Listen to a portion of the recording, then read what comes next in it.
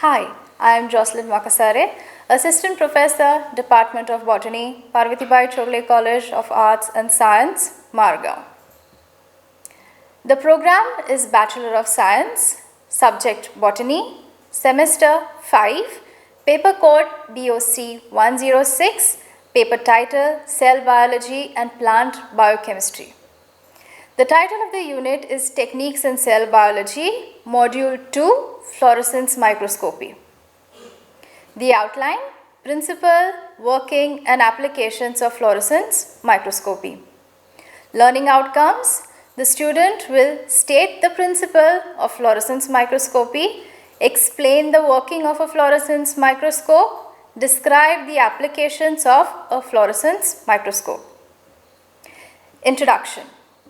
Fluorescence microscopy is an optical microscope based on the use of fluorescence or phosphorescence emission of the microscopic object itself as the source of light to view the object. Phosphorescence is actually a photoluminescence. Here the body or the specimen absorbs the energy and it emits light even after a certain duration. A fluorescence microscope is actually a probing tool to ascertain the presence or the absence of a specific organism, cell, organelle, molecule in a specimen. What is fluorescence? Fluorescence is actually a phenomenon which occurs when certain materials or irradiation or exposure to light of specific wavelengths emit radiation in the form of visible light. The material undergoes excitation when incident radiation falls on the atoms or collide with the atoms of the specimen, and the electrons get excited to higher energy levels. Now, the excited electrons relax very quickly and return to their ground state or their lower energy level by emitting energy in the form of light, which is called fluorescence. Now basically there are two types of fluorescence. First is autofluorescence or primary fluorescence. Here the organisms or the specimens are able to fluoresce on their own in their natural form without the aid of any dyes. The examples are scheelite, aragonite and chlorophyll. Chlorophyll is a biomolecule. Scheelite is an ore of tungsten and aragonite is the crystalline structure of calcium carbonate.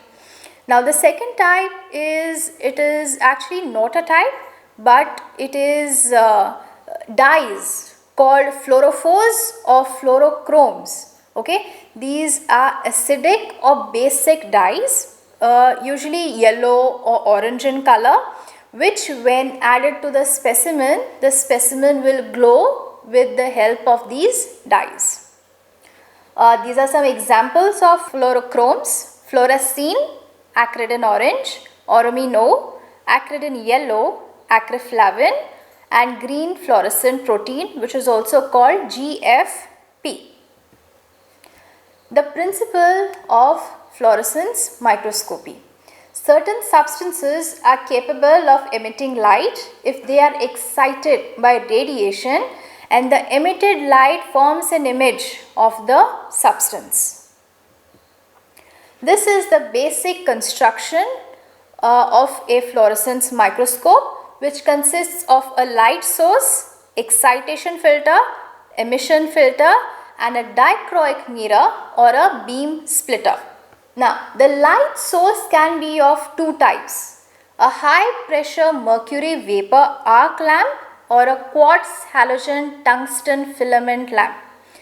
The high pressure mercury vapor arc lamp generates UV rays and a wide spectrum of short wavelength lights, and it excites any fluorochrome to fluoresce, whereas your quartz halogen tungsten filament lamp produces light in the blue end of the visible spectrum, and it is limited to specific fluorochromes.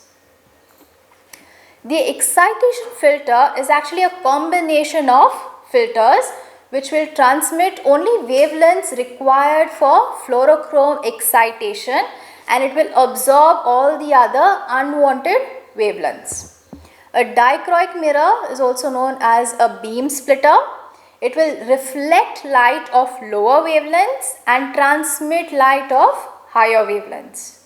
The emission filter will pass only the wavelengths emitted by the fluorochrome, and it will block all undesired light, especially the excitation light. Fluorescence microscopes, there are basically two types. One will be diascopic fluorescence microscope, and the other is your epi-illumination fluorescence microscope. In a diascopic fluorescence microscope, it uses a bright field or a oil dark field condenser, and the light used for illumination is the transmitted light.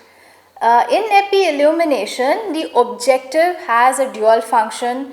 It also works as a condenser as well. The epi-illumination fluorescence microscope, it is most commonly used nowadays in biological sciences. It has a very high degree of specificity. It is a modified fluorescence microscope. The excitation and observation of fluorescence are from above the specimen, and the objective has a dual function of a condenser and of an objective. Now the condenser will focus illumination and the objective will gather reflected and emitted lights. The applications of fluorescence microscopy. Fluorescence microscopy is used in the detection of certain biomolecules, enzymatic activity, diagnosis of infectious diseases, microscopical procedures in microbiology, genetics, histology, histochemistry, cell and molecular biology, developmental biology, toxicology and pathology. Immunological and imaging methods for medical diagnosis also are done through fluorescence microscopy. Here population analysis of cells is also done, mainly to detect living cells and dead cells. Analytical techniques in chemistry and biochemistry, and to analyze samples for the presence of certain or specific microorganisms. These are the references. Thank you.